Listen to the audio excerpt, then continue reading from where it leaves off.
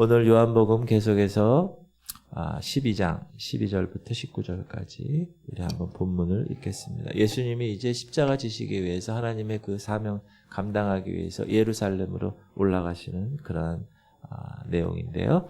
시작. 그 이튿날에는 명절에 온 큰 무리가 예수께서 예루살렘으로 오신다는 것을 듣고 종려나무 가지를 가지고 맞으러 나가 외치되 호산나 찬송하리로다. 주의 이름으로 오시느니 곧 이스라엘의 왕이시여 하더라.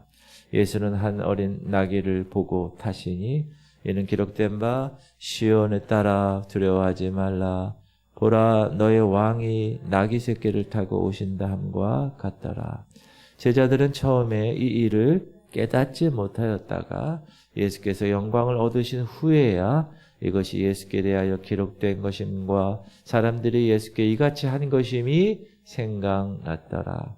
나사로를 무덤에서 불러내어 죽은 자 가운데서 살리실 때 함께 있던 무리가 증언한지라. 이에 무리가 예수를 맞음은 이 표적 행하심을 들었음이러라.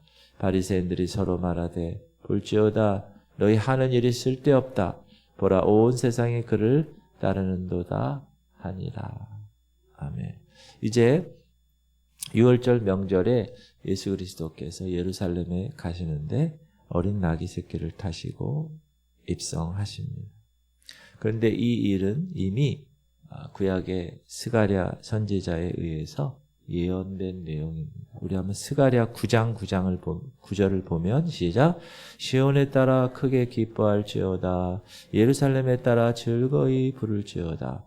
보라 네 왕이 네게 임하시나니 그는 공의로우시며 구원을 베푸시며 겸손하여서 나귀를 타시나니 나귀의 작은 것 곧 나귀 새끼니라.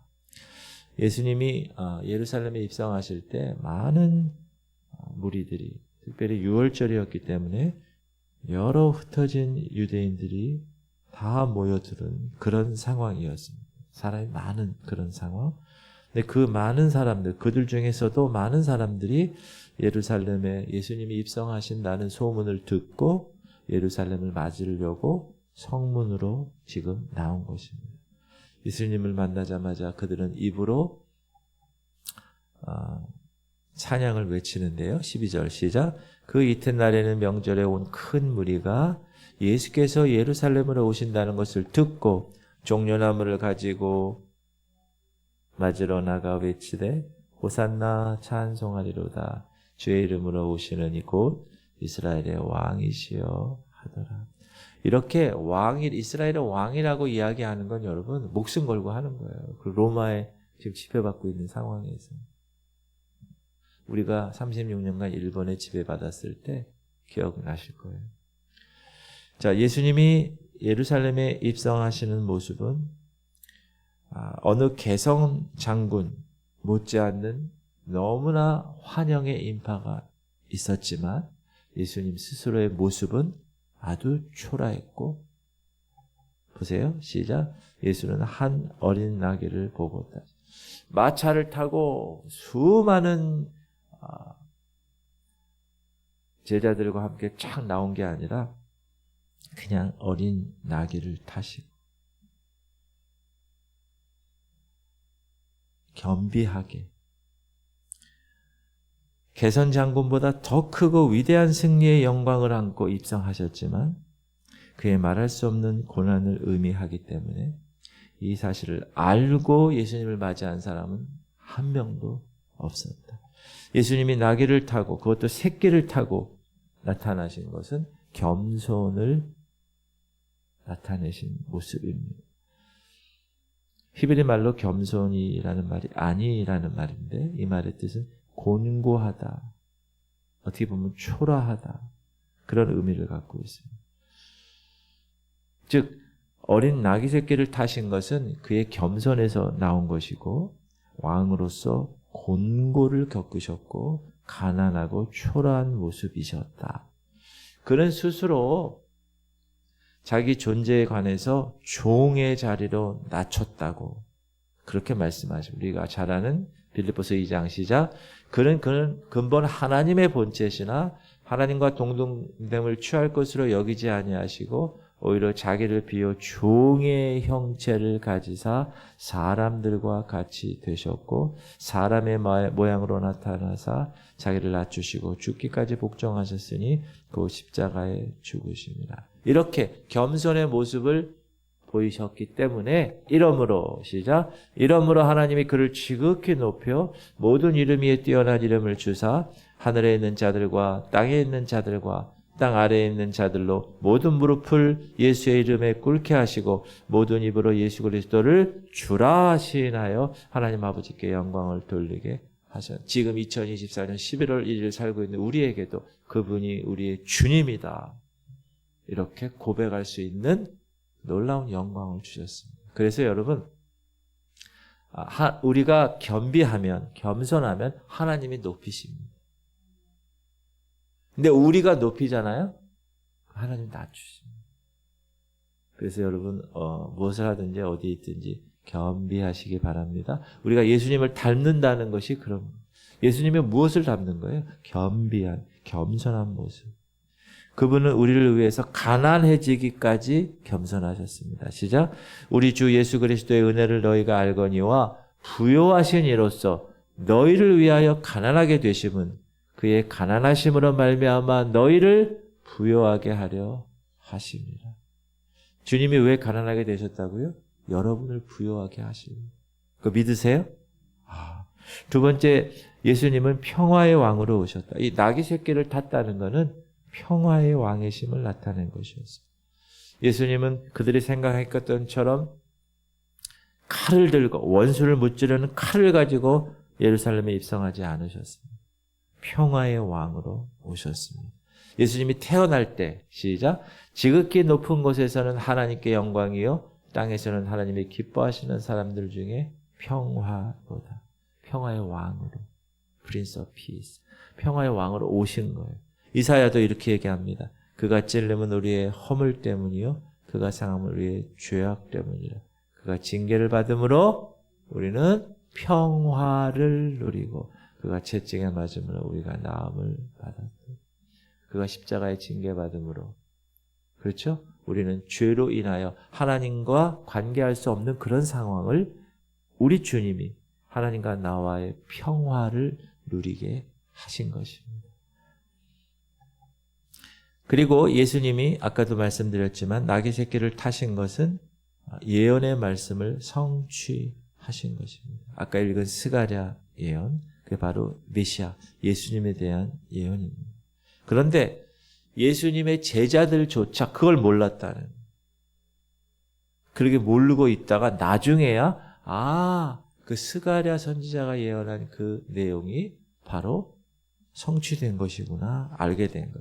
시작. 제자들은 처음에 이 일을 깨닫지 못하였다가 예수께서 영광을 얻으신 후에야 이것이 예수께 대하여 기록된 것임과 사람들이 예수께 이같이 한 것임을 생각났더라. 예루살렘에 있었던 많은 무리들이 예수님이 예루살렘으로 오신다는 소문을 듣고 종려나무를 가지고 마중 나갔습니다. 그리고 호산나 시작. 종려나무 가지를 가지고 맞으러 나가 외치되 호산나 찬송하리로다 주의 이름으로 오시는 이 곧 이스라엘의 왕이시여 하더라. 호산나라는 뜻은 구원하소서. 이제 구원하소서. 우리들을 구원하소서. 하나님께 드리는 기쁨과 영광인 찬양입니다.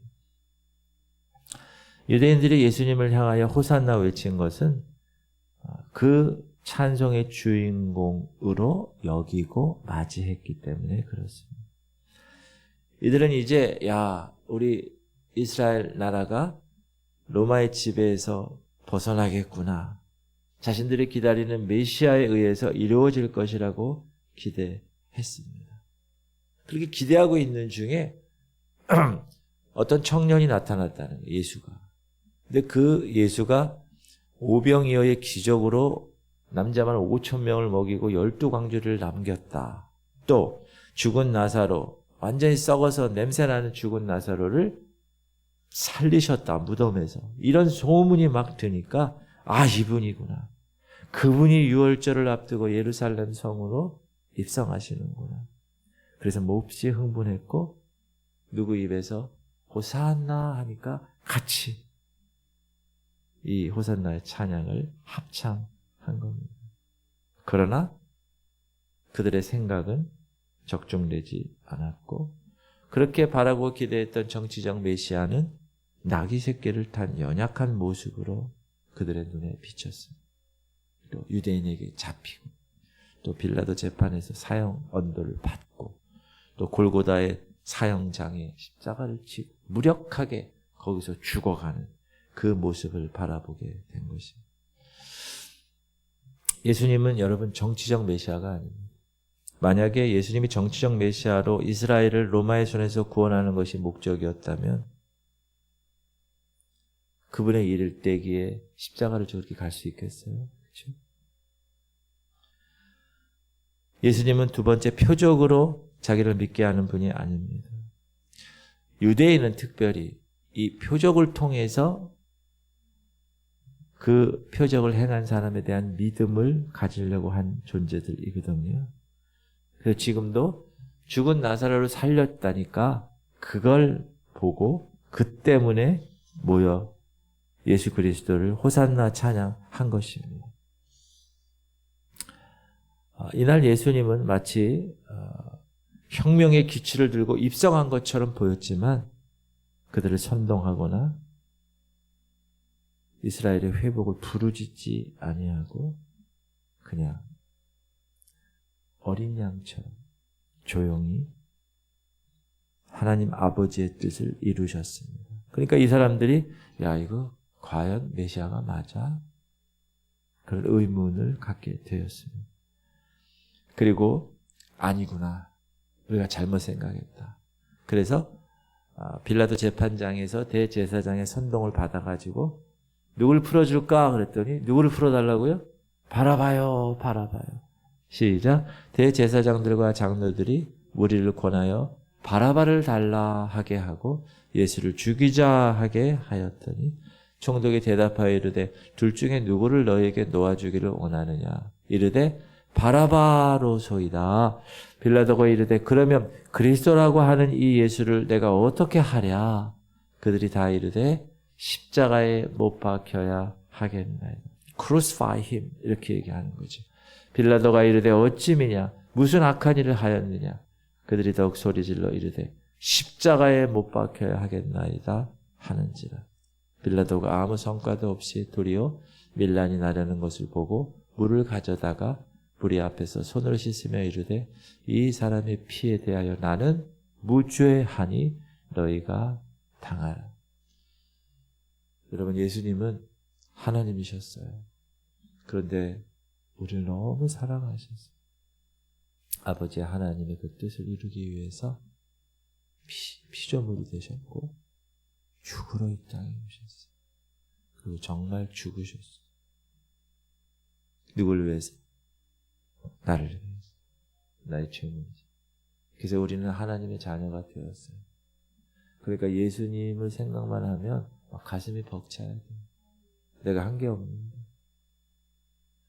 오늘도 여러분 이제 11월 1일인데 예수 그리스도 그 이름만 들어도 나는 아무것도 아닙니다. 하나님 목사까지 이렇게 또 여러분들 권사로 집사로 성도로 이렇게 하나님이 인도하신 거 너무나 감격하고 감사하고 거기에 걸맞는 삶을 사시기를 주님의 이름으로 축복합니다. 그게 우리의 모습입니다.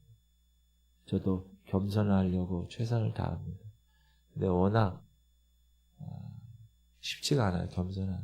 특히 목사는 이렇게 위치가 이렇게 얘기하는 그런 위치이기 때문에 더 겸손하기가 어려운데 그럼에도 불구하고 예수님을 바라보면 더 겸비한 모습으로 제 자신을 이렇게 정리하고 있는데 여러분들도 여러분을 통하여 예수의 향기가 오늘 막 그렇게 나타나시길 주님의 이름으로 축복합니다. 기도합시다. 주님, 우리 성도들이 이 땅에 겸손의 왕으로 오신 예수님을 닮아가게 하여 주시고 평화의 왕으로 오신 예수님 닮아가게 하시고 주께만 호산나 호산나 주의 이름으로 오시는 이하며 찬양하게 하시고 우리 할인을 위해서 계속 기도와 식도가 연약하게 태어났어요. 그래서 자라면서 수술을 조금 또 하고 또 하고 또 해서 식도를 확장하고 그런 수술을 계속 하는데 어린아이 너무 어린아이 엄마 아빠 24시간 대기해야 되고 얼마나 어렵겠어요. 그러나 주님께서 그 가정에 그 딸을 보내셨사오니 주님이 책임져 주실 줄 믿고 우리도 중보하시기 바랍니다. 최영자님 김미 권사님 연약한 육체 강건하게 하시고 김만나 권사님 발가락을 위해서 계속 기도해 주시고 이찬영 목사님 어지러움증을 위해서 기도해 주시고 희연이 주님 고사 박사님 오늘도 하나님 경비한 예수님 그 모습 따라가게 하시옵소서.